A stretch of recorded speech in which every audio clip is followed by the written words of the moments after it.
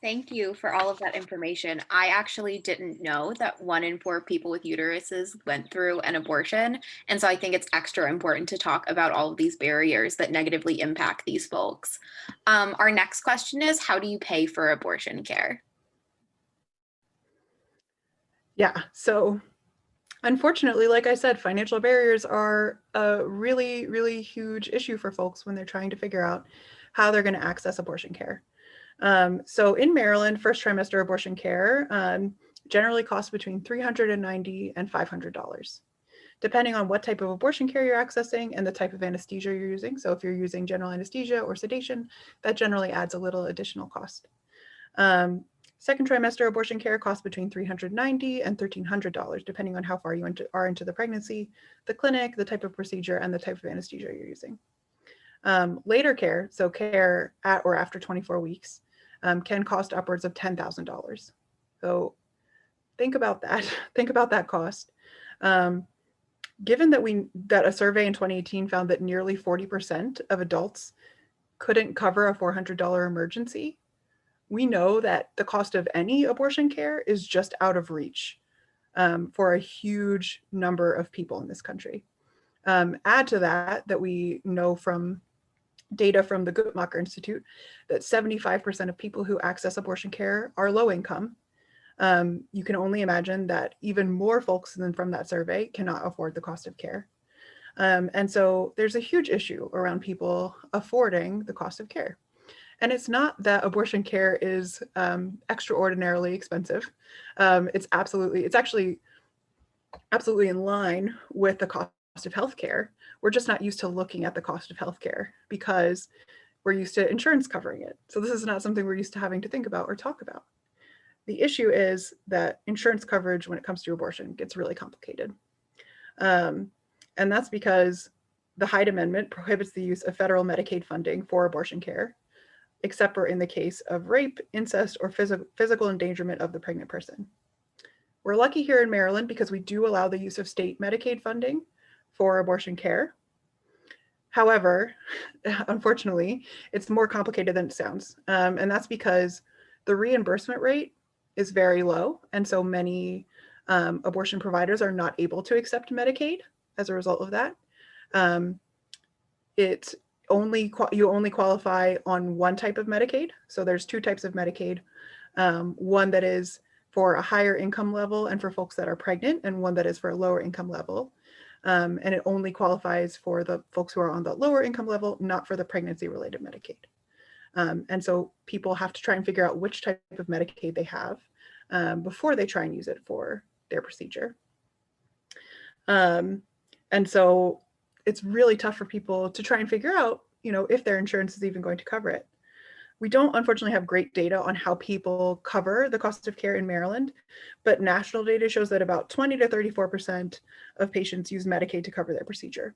It's probably higher than that here in Maryland because we do have that state coverage. We know that nationally, about 7 to 12% of people use private insurance to pay for their procedure, but that's probably because only about 30% of people who are seeking abortion care have private insurance. So even though private insurance is more likely to cover abortion care than public insurance is, thanks to the Hyde Amendment, unfortunately, just a lot of folks who are accessing abortion care either are uninsured or are underinsured, and so they don't have access to insurance that's going to cover the cost of their procedure. And so as a result, the majority of people wind up paying for at least a part of their procedure out of pocket. So a recent study found that out-of-pocket costs were more than a third of the monthly income for over half of the people in the study. And you can imagine that having to pay over 30% of your income for that month for your procedure can be really debilitating for someone. So it puts a really massive strain on people's personal finances, and it can put off people paying their other bills. So another study looked at kind of what was the result of this, what impact did it have on the rest of their finances. And it found that 30% of people wound up not paying their utilities that month as a result. 14% wound up not paying their rent as a result. And 16% wound up having to buy less food for themselves and their families as a result of paying for their procedure. Other folks talked about having to borrow money from their family and friends or from their partner.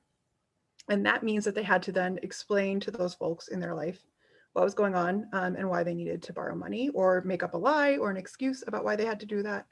And that adds a whole other layer of emotional challenge and labor that they had to go through just to pay for this procedure, this basic medical procedure that really should be covered by insurance. Thankfully, there are some organizations that exist specifically to help people cover their abortion procedure. So the National Abortion Federation is a national organization that does a lot of work around abortion access, including operating a national abortion funding hotline. So people who are eligible, they can call in and they can get financial support for their procedure. Sometimes this also includes help with travel, if they're coming in from far away, help with hotel rooms if they need it.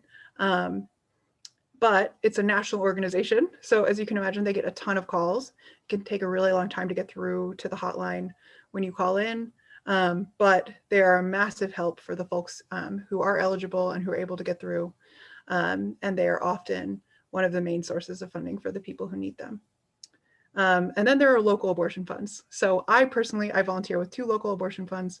I love local abortion funds. I'm all about it. So highly recommend looking into them. They're usually volunteer run. They're totally grassroots. They provide funding to folks who need financial support for abortion care. So the 2 local funds in this area are the DC Abortion Fund and the Baltimore Abortion Fund. Both, anyone who's a Maryland resident or people who are traveling to Maryland for care are eligible for either of those funds. It's at any gestational point for DC Abortion Fund and 9 weeks or later for the Baltimore Abortion Fund. Local abortion funds, they work with that person to try and figure out how they can make sure that they get their costs met. And they send the funding directly to the clinic.